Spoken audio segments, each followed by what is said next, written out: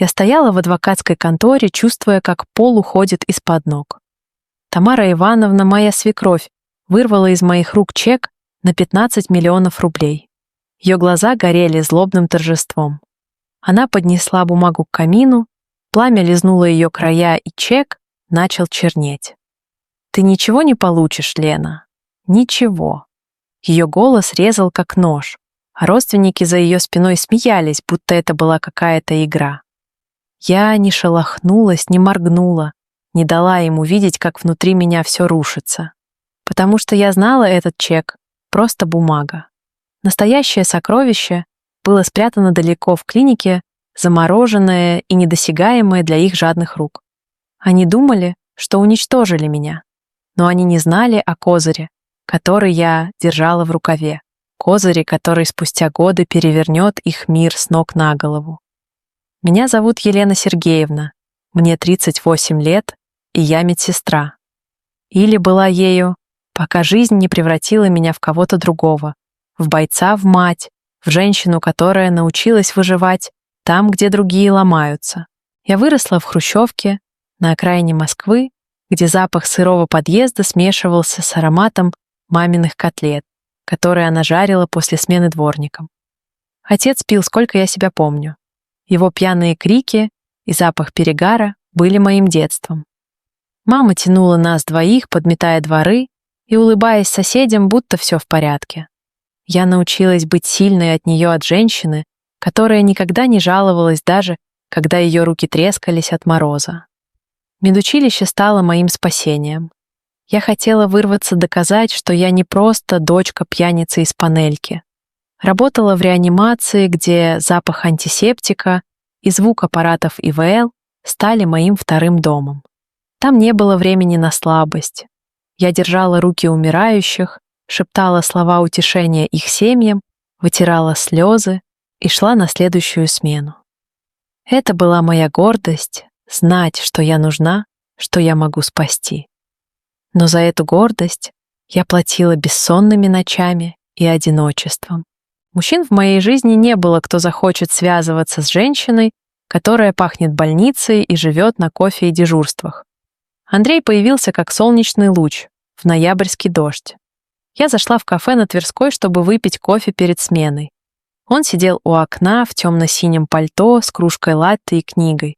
Улыбнулся мне, когда я пролила сахар мимо чашки.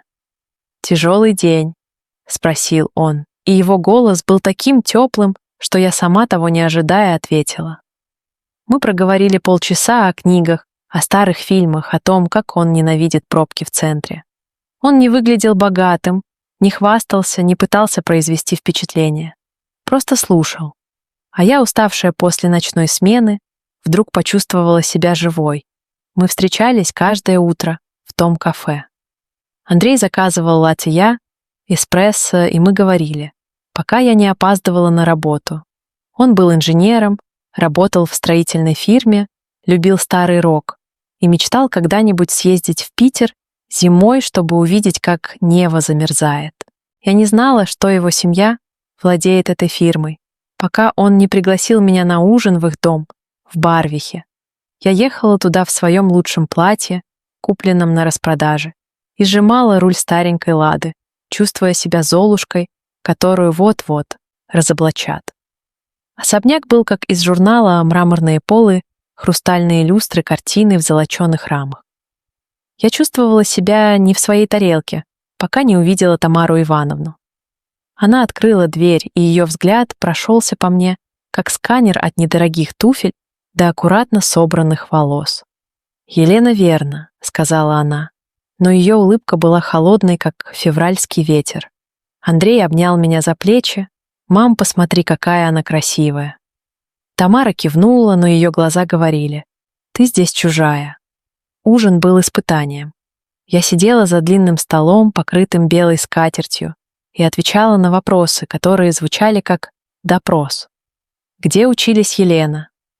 В медучилище, потом курсы повышения. А родители чем занимаются? Мама, дворник, папа. Не работает. Тамара подняла бровь. Дворник, как интересно. Ее сестра Галина хмыкнула, а Андрей сжал мою руку под столом. Я пыталась улыбаться, но каждый их взгляд, каждый вопрос делал меня меньше.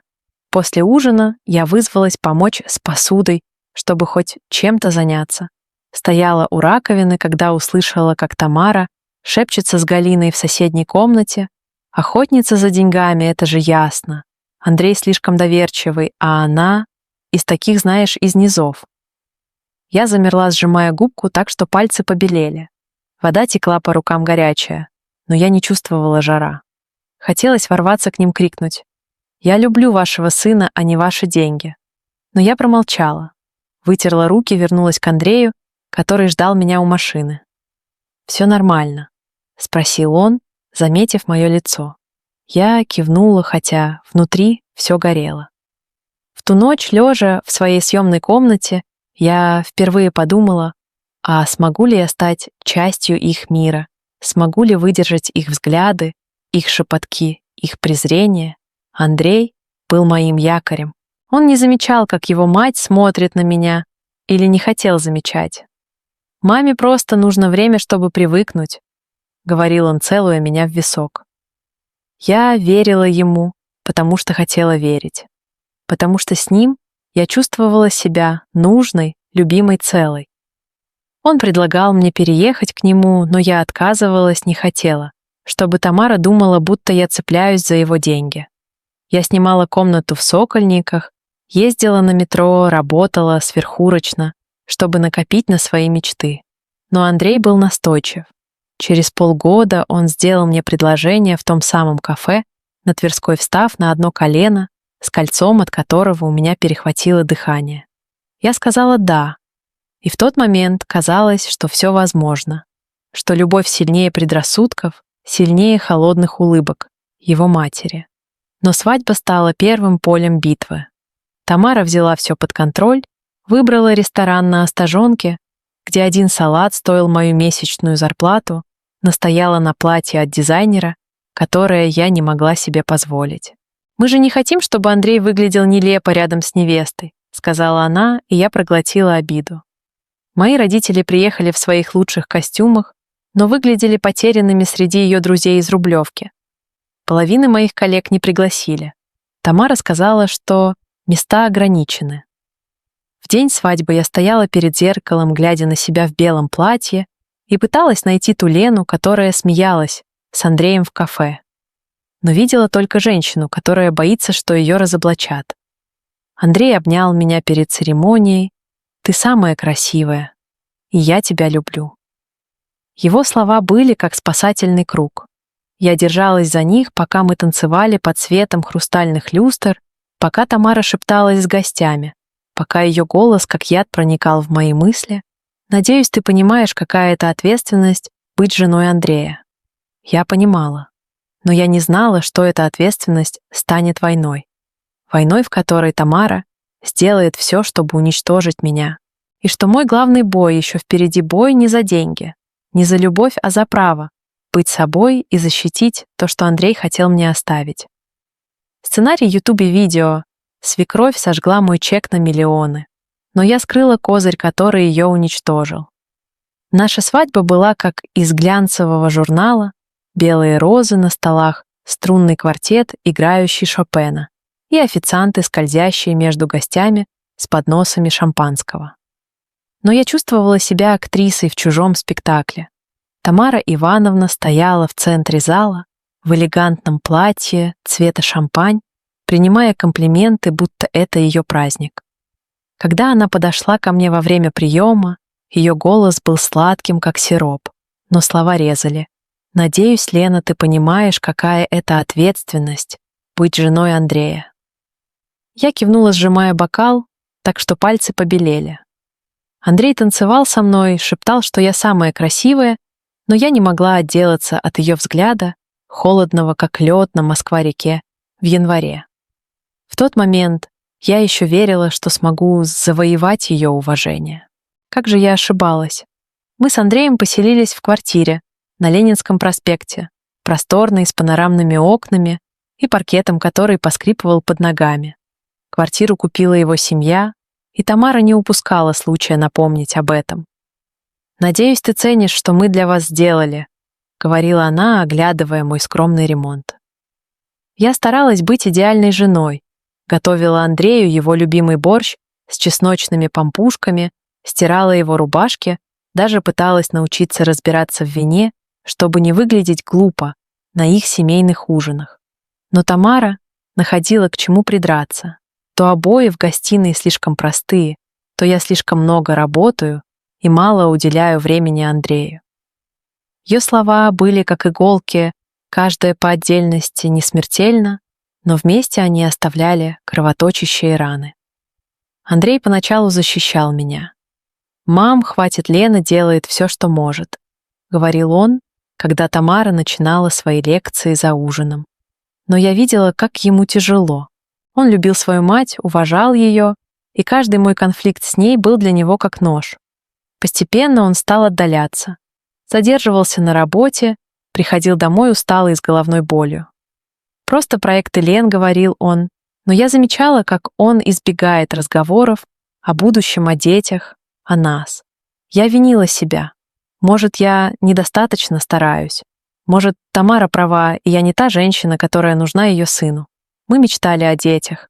Андрей хотел дочку, чтобы баловать ее, а я представляла мальчика с его глазами. Но месяцы шли, и ничего не получалось. Я глотала слезы, в ванной глядя на отрицательные тесты. Походы к врачам стали нашей рутиной, анализы, уколы, бесконечные разговоры о процентных шансах. Тамара, конечно, не молчала.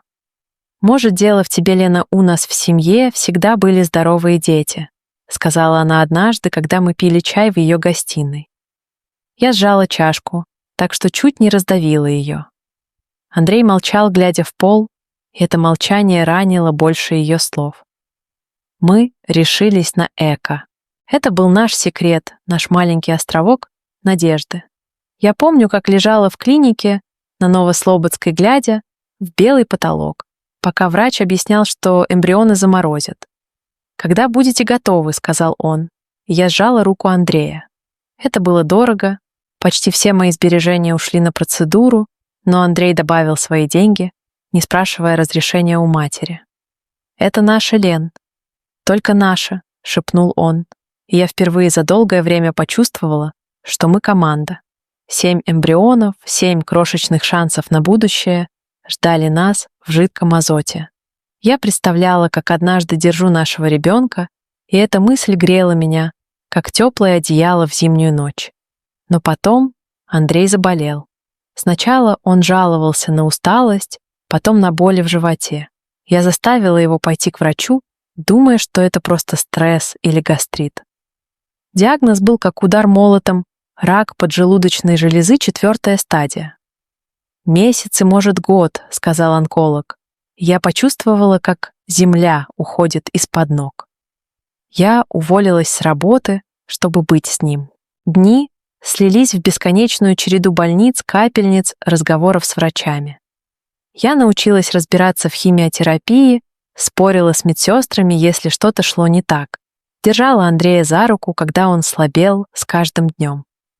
Тамара появилась в нашей квартире на следующий день после диагноза. «Я нужна своему сыну», — заявила она, втаскивая чемодан. Ее помощь была как оккупация. Она переставила мебель, выбросила мою еду из холодильника, потому что Андрею нужна правильная диета. Назначала врачей, не советуясь со мной, звонила каким-то профессорам, приносила статьи о чудо-лечении из интернета. «Лена, ты же не специалист, доверься мне», — говорила она, когда я пыталась возразить. Я чувствовала себя гостьей в собственном доме. Она даже спала в нашей гостевой комнате, и я слышала, как она ночами шепчется по телефону с сестрой. Если бы не эта Лена, мы бы уже нашли лучших врачей. Андрей угасал. Его кожа стала серой, глаза ввалились, но он все еще пытался улыбаться. «Ты моя сила, Лен», — говорил он, когда я меняла ему простыни или приносила чай. Но Тамара не давала нам быть вместе. Она врывалась в комнату, когда мы говорили, забирала его телефон, чтобы не беспокоили. Я видела, как он сдается под ее напором, как его воля тает. Однажды ночью, когда она уехала домой, Мы, наконец, остались вдвоем. Он взял мою руку, его пальцы были холодными, как лед. «Не дай им сломать тебя, Лена», — прошептал он. Я не поняла тогда, что он имел в виду, но эти слова врезались в мою память, как клятва. Он умер утром, в больнице, под тихий писк аппаратов. Я держала его руку, пока она не стала неподвижной. Тамара вошла через час уже в черном платье с сухими глазами. «Нужно организовать похороны», — сказала она, будто это был очередной пункт в ее списке дел. Я не могла говорить, не могла дышать. Я сидела на полу в нашей спальне, прижимая к груди его свитер, который все еще пах его одеколоном. Мир рухнул, и я не знала, как жить дальше. Через 3 дня Тамара позвонила. «Лена, завтра в 2 офис адвоката на Арбате.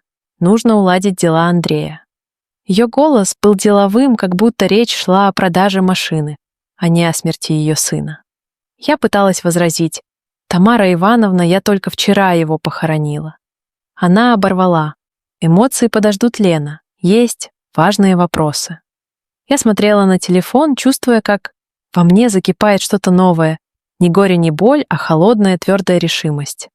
Я еще не знала, что это начало войны. Но я чувствовала, что Тамара готовит что-то страшное, и мне нужно быть готовой. Я не могла позволить ей забрать у меня все, что осталось от Андрея. Не после того, как она уже отняла у нас столько времени, столько любви, столько надежды. Сценарий, YouTube-видео, свекровь сожгла мой чек на миллионы, но я скрыла козырь, который ее уничтожил. Я вошла в адвокатскую контору на Арбате, чувствуя, как воздух густеет от напряжения. Комната была набита родственниками Тамары Ивановны, ее сестра Галина, брат Виктор, даже какие-то дальние кузины, которых я видела только на свадьбе. Они сидели за длинным столом, как стая волков, готовых к охоте. Тамара стояла во главе в строгом черном костюме, ее глаза сверкали холодной уверенностью. «Лена, рада, что ты смогла прийти», — сказала она, но ее тон говорил: «Ты здесь лишняя». Я сжала сумку, где лежали ключи от квартиры и фотографии Андрея, и села, стараясь дышать ровно.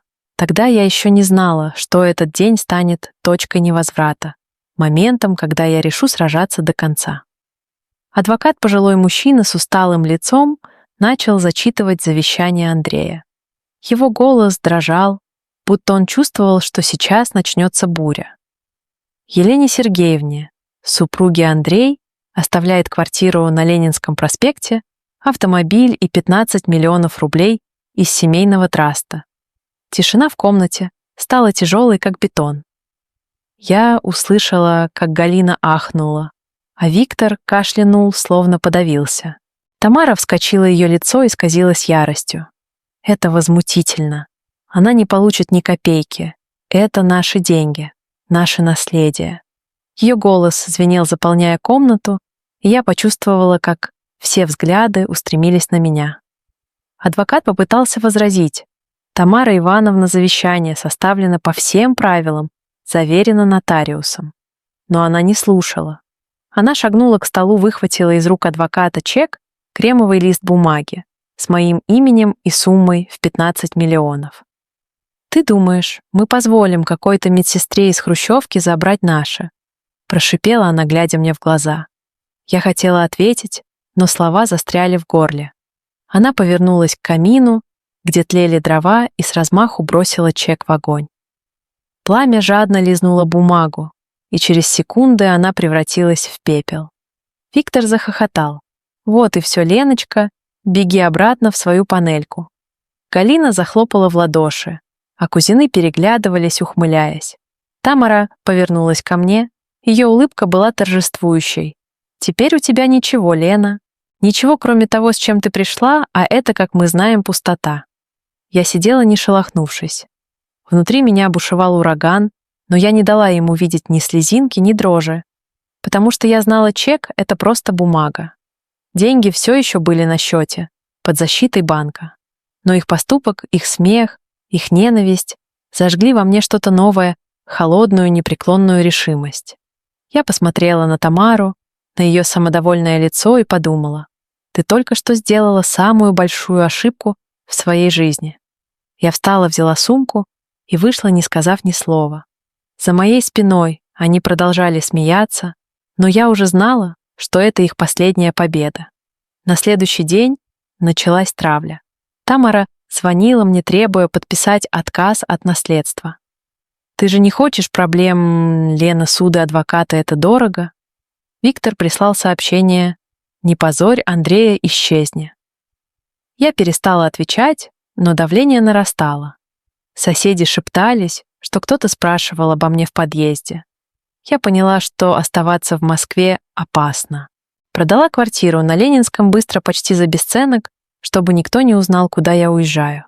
Собрала чемодан, взяла сбережения и уехала в маленький городок, в Подмосковье, где дома пахли свежескошенной травой, а лес за окном шептался о покое. Там, в съемной однушке над булочной, я начала строить план. Я сидела ночами, глядя на фотографию Андрея, и вспоминала его последние слова: «Не дай им сломать тебя». Эти слова стали моим маяком. Я знала, что у меня есть козырь, наши замороженные эмбрионы, 7 крошечных надежд, спрятанных в клинике на Новослободской. Я поехала туда на следующий же день. Врач-женщина с добрыми глазами посмотрела на меня с сочувствием. «Вы уверены, Елена Сергеевна? Это серьезный шаг, особенно сейчас». Я кивнула. Это не просто ребенок. Это мое обещание Андрею. Я подписала бумаги, перевела эмбрионы в другую клинику, маленькую в соседнем городе, где никто не знал ни меня, ни семью Андрея. Это был мой первый шаг к мести.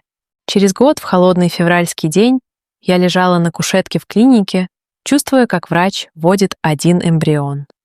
Я закрыла глаза и представила Андрея, его улыбку, его теплые руки.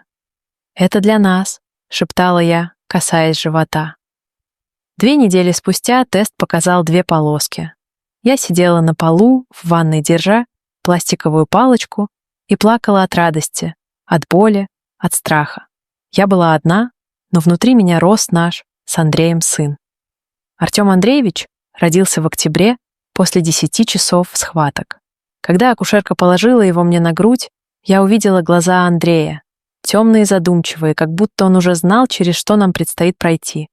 Я прижала его к себе и прошептала: «Мы сделаем это, малыш, за папу». Я зарегистрировала Артема как законного наследника. ДНК-тест, свидетельство о рождении, записи клиники. Я собрала все, что могло доказать, что он сын Андрея. Эти документы стали моим оружием, спрятанным в сейфе, как патроны перед битвой. Я устроилась медсестрой в местную больницу, брала ночные смены, чтобы днем быть с Артемом. Жила скромно, копила каждый рубль.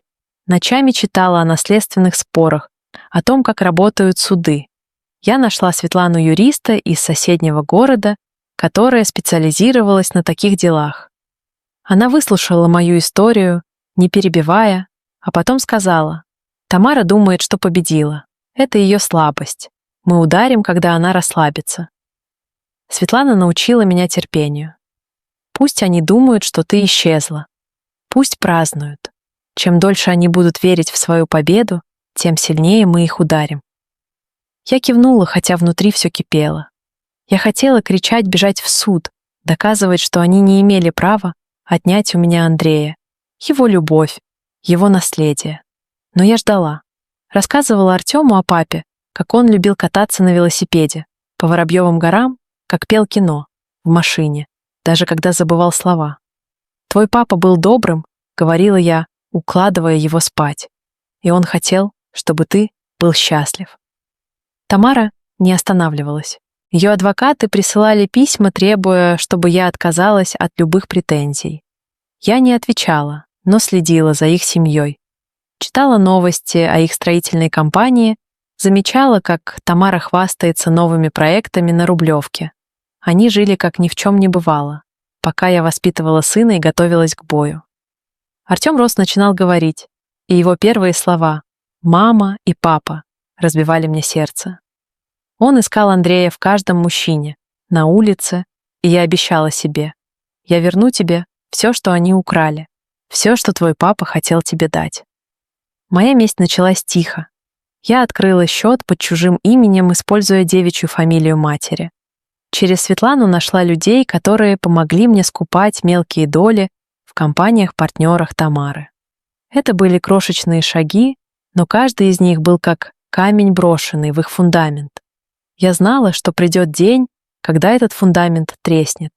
Я была готова ждать ради Андрея, ради Артема, ради себя. Потому что Тамара ошиблась, думая, что я сломаюсь.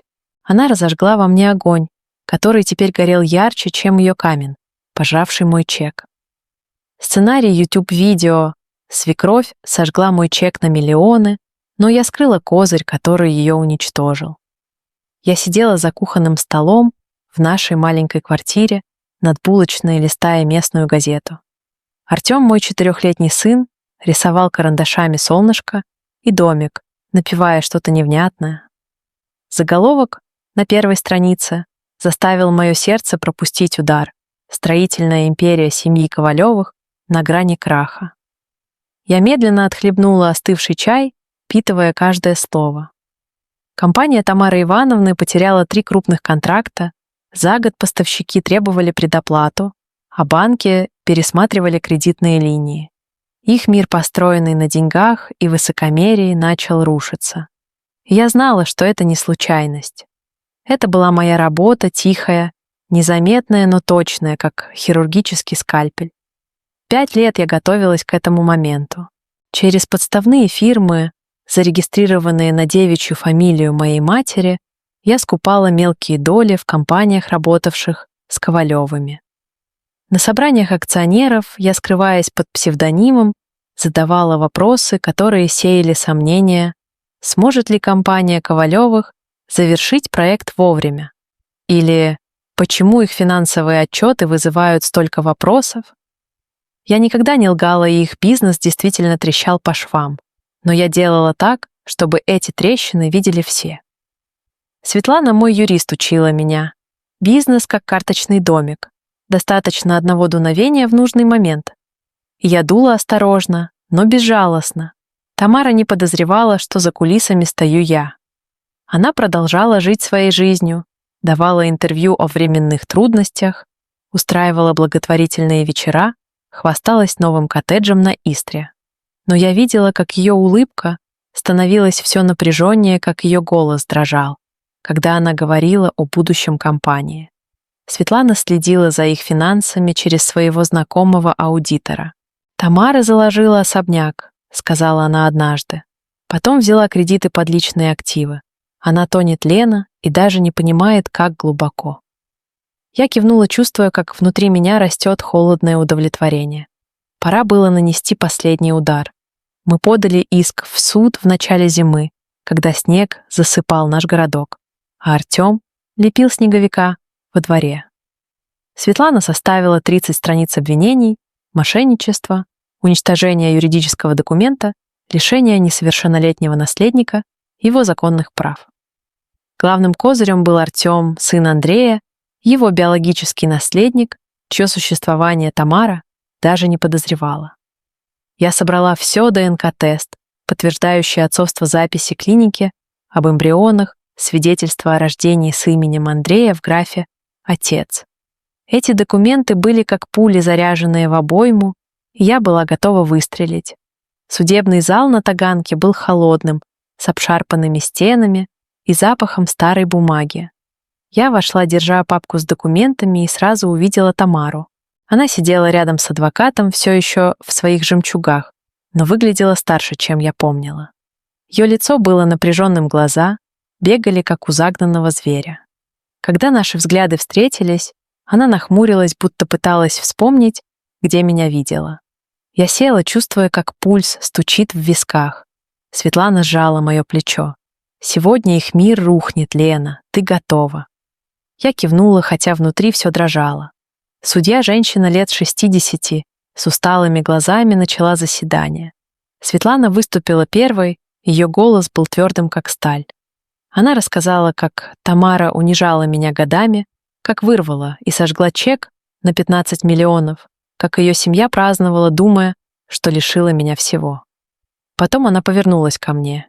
«Елена Сергеевна, Расскажите суду о своем сыне». Я встала, чувствуя, как взгляды всех в зале прикованы ко мне.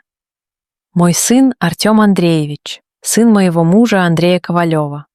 Он родился через 3 года после его смерти, благодаря нашим замороженным эмбрионам. Артем — законный наследник всего, что Андрей хотел оставить нам. Зал ахнул. Тамара побледнела, ее руки задрожали, а адвокат начал что-то шептать ей на ухо, но она не слушала. Она смотрела на меня, как будто видела призрака. Я достала фотографию Артема, его школьный снимок, где он улыбается с темными глазами, Андрея и его же упрямым подбородком. «Это мой сын», — сказала я, передавая фото судье. «И он имеет право на то, что вы у него украли». Светлана представила документы, ДНК-тест, медицинские записи, свидетельство о рождении. Каждый лист был как удар молота по империи Тамары. Тамарин адвокат пытался сопротивляться, требовал отсрочки, оспаривал подлинность документов. Но Светлана была готова ко всему.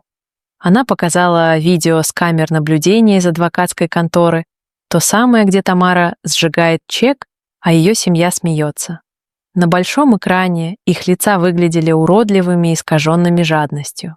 Тамара закрыла лицо руками, а Виктор, сидевший позади, отвернулся. Судья смотрела на них с отвращением. «Миссис Ковалева», — сказала она, обращаясь к Тамаре, «вы уничтожили юридический документ, лишив ребенка его наследства. Объясните, как это можно оправдать». Тамара молчала, ее губы дрожали, и впервые я увидела в ней не надменную королеву, а старую сломленную женщину.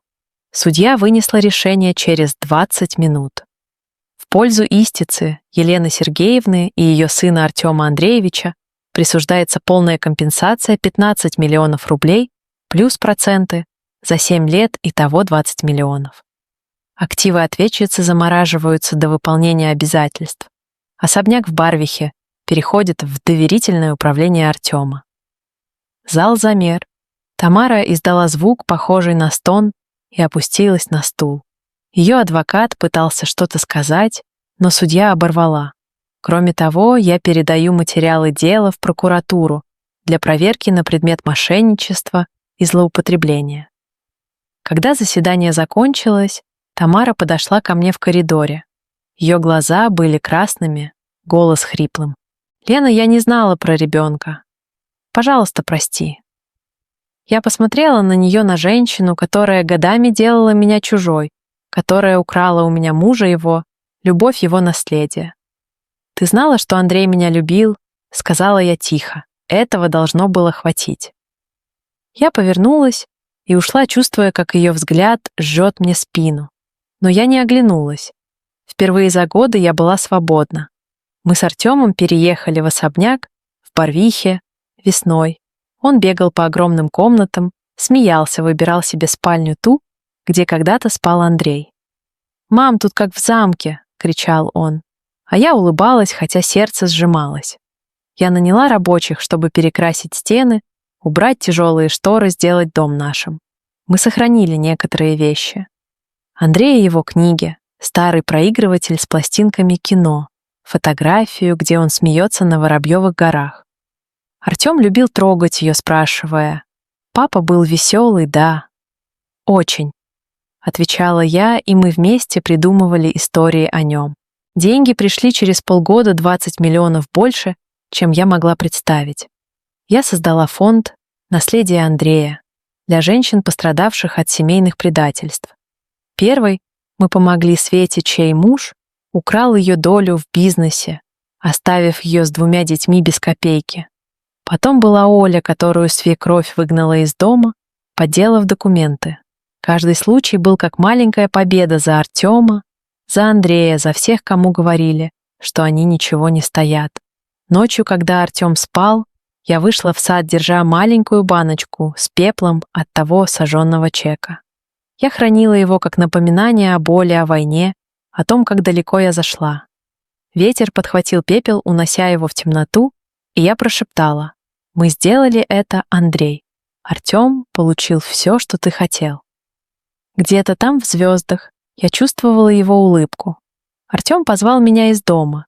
И я пошла к нему, чувствуя, как боль растворяется, а на ее место приходит покой. Тамара думала, что уничтожила меня, но я построила новую жизнь для нас с Артемом, для тех, кто верит в справедливость. И это было дороже всех миллионов мира.